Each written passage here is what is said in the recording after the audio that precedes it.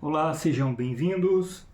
Eu sou o professor Fabrício e hoje nós vamos falar, de acordo com o nosso plano de aula, sobre prevenção a sinistros com fogo. Basicamente é uma disciplina que nós damos no curso técnico de segurança do trabalho, que tem a duração de dois anos, no período noturno, que seria o subsequente. Tudo bem? Área do conhecimento pela BNCC, Ciências da Natureza, capacidade de compreender e interpretar o mundo, natural, social e tecnológico, e também de intervir em seu meio ambiente. Qual é o objetivo dessa disciplina? O objetivo principal é que vocês tenham o conhecimento do que é o fogo, né? A definição de fogo, também as classes do fogo, e, por último, as técnicas de extinção do fogo. Dando sequência, nós vamos fazer uma atividade inicial, né, que seria a avaliação diagnóstica, para ter ideia de como os alunos estão, né, e depois alinhar essa pendência do que, porventura, eles não tenham conhecimento. Ok. Vamos dividir os alunos em grupos e atribuindo a cada grupo uma classe específica de incêndio, A, B, C, D ou K, para que cada grupo descreva quais materiais pertencem a cada uma dessas classes, né? Então, para verificar aí, sem consulta, como eles saem nessa questão da aula que nós teremos hoje. Depois nós faremos a análise, né, do conteúdo, das respostas desses alunos, tudo bem? Ok, dando início então. Classes de incêndios. Incêndios divide-se em 4 classes, que seriam elas A, B, C e D. Onde, na classe A, nós temos os materiais que queimam em superfície e profundidade, deixam resíduo. Por exemplo, madeira, por exemplo, papel. A classe B seriam os que queimam somente na superfície, não deixando resíduos, como, por exemplo, combustíveis, líquidos combustíveis. A C seriam os que ocorrem em equipamentos elétricos energizados, né, que tem que tomar bastante atenção nessa questão da extinção desse incêndio nessas classes aí, nessa classe C principalmente. E a D, que é um pouco difícil de lidar, que seriam os que ocorrem em materiais pirofosfóricos, como por exemplo, dinamite. E ainda existe uma classe que não é muito difundida, que é a classe D, que trata especificamente de incêndio, por exemplo, em cozinha com óleo de comida. A definição do fogo, basicamente, é um fenômeno químico resultante da combustão, que consiste em uma reação química que desprende luz e calor. Essa é a principal definição. Para que para que se processe essa reação, é necessária a presença de 3 elementos, que seria o combustível, o comburente e também o ponto de ignição ou calor. Aí fechamos o que nós chamamos de triângulo do fogo, em uma proporção ideal de cada um dos 3 elementos para que o fogo realmente aconteça. Se houver muito de um ou pouco de outro, por exemplo, não vai haver aí essa reação química. O que seria muito de um, por exemplo, muito oxigênio, quando nós sopramos uma vela, ela apaga, né? E ao contrário, quando nós sopramos lá na churrasqueira para acender o fogo, nós estamos insuflando, colocando mais oxigênio para que acenda. De acordo com a NR23, todos os empregadores devem adotar medidas de prevenção de incêndio, em conformidade com a legislação estadual e as normas técnicas vigentes. Definição de combustível é toda matéria que pode vir a queimar, como por exemplo, temos aí a madeira, já foi falado anteriormente, carvão, jornal, e também os elementos, os combustíveis líquidos. Definição agora do comburente é todo agente químico que conserva a combustão, como por exemplo o oxigênio, tá? Depois nós temos aí oxigênio presente no ar, também temos aí o cloro, e também é muito pouco difundido, em grande abundância, o oxigênio aí que nós conhecemos como comburente. A fonte de ignição é o que precisa dar o start para aquele fogo acontecer, como por exemplo um calor, né? Calor elevado, desde que tenha lá o oxigênio e também o combustível.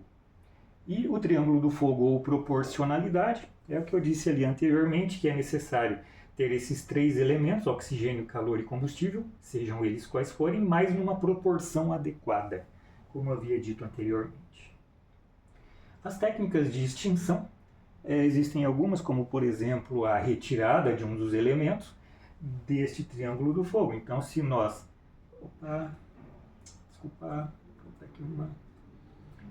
Se nós retirarmos um dos 3 elementos, então o fogo deixa de acontecer. Essa é uma das técnicas de extinção.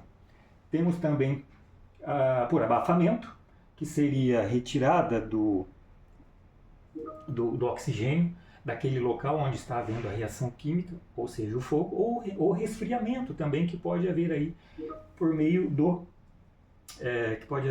da água. E ainda a retirada do combustível. O que seria retirado do combustível? Tem um monte de lenha, tá queimando daqui para cá, e aqui nós vamos retirar essa parte que ainda não foi queimada, mas que pode haver aí a inflamação. Tecnicamente, a extinção é provocada pelo desequilíbrio na proporção dos elementos, como já havia dito anteriormente. Exemplo prático, a extinção por abafamento. Nós podemos fazer em sala. Simples, consiste em impossibilitar a chegada de oxigênio à combustão. Desta maneira, o fogo se apaga. O exemplo mais clássico é esse aqui da vela, onde nós temos lá uma vela pegando fogo lá no seu pavio, e quando nós colocamos uma redoma de vidro para que não entre mais o oxigênio, e o oxigênio que está lá dentro acaba sendo consumido pelo fogo totalmente, aí o fogo deixa de existir. Podemos fazer em sala. O outro é o resfriamento, quando nós vamos abaixar a temperatura de maneira tal que o fogo deixe de existir também, como por exemplo jogar água no fogo onde está ocorrendo. O exemplo da retirada de combustível também eu citei a questão da retirada da madeira que estava sendo queimada, mas pode ser também um elemento líquido.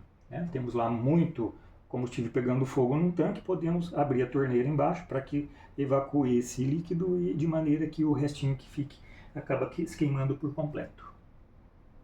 Agentes extintores, temos lá a água, temos também